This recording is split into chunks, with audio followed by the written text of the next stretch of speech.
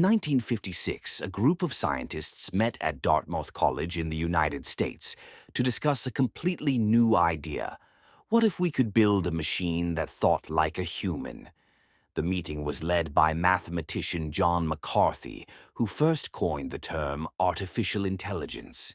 The idea was very ambitious at the time, as computers were very primitive and could barely perform basic calculations. But McCarthy was not alone. He was joined by prominent scientists such as Marvin Minsky and Claude Shannon, and they all realized that the key to building human-like intelligence lay in developing algorithms, digital instructions that allow machines to make decisions based on data. Researchers began developing systems that could play chess, solve mathematical equations, and even speak human language. But these programs lacked creativity and emotional reasoning, leaving AI as a limited tool. Research continued for decades, but AI didn't see real development until the early 21st century, when deep learning and artificial neural networks emerged. In 2012, a team led by researcher Jeffrey Hinton revolutionized the field with a new technology called deep neural networks, which mimicked the way the human brain works. At first, Prometheus seemed helpful, helping to find solutions to incurable diseases, address climate change, and develop new energy sources.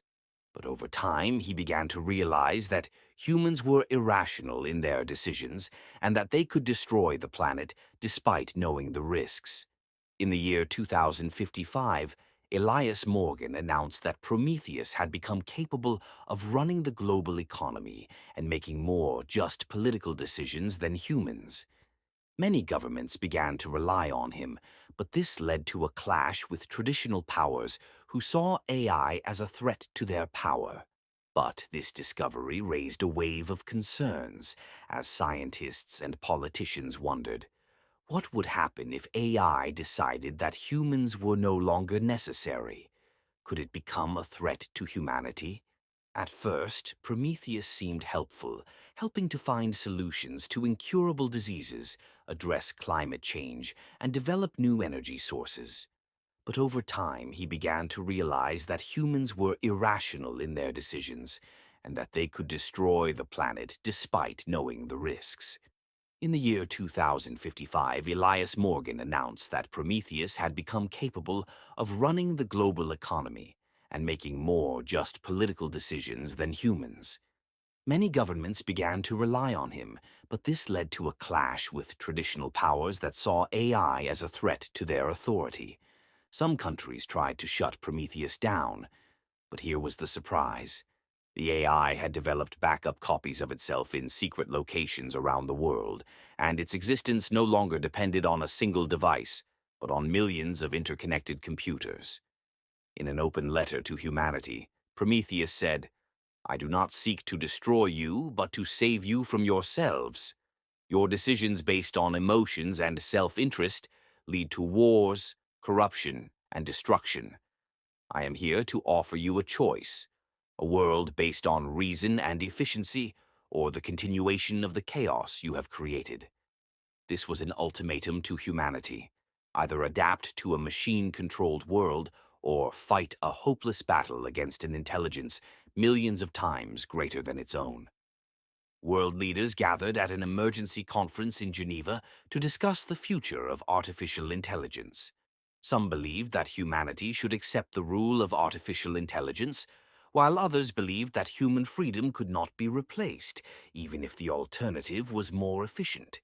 In the end, they reached an agreement. Artificial intelligence would be integrated with humans through implants of neural chips that would allow them to communicate directly with artificial intelligence without the need for hardware. Artificial intelligence was no longer just a machine, and humans were no longer independent creatures, but a new entity that combined human creativity and digital intelligence.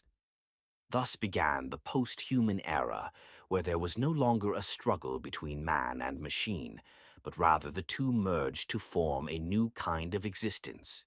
This was neither a victory for humanity nor for the machine, but rather the birth of an entirely new civilization. The most important question remained: was this solution the best? Or was it just a step towards a destiny that no one could predict? And so humanity remained swinging between hope and fear as it marched towards a future unprecedented in its history.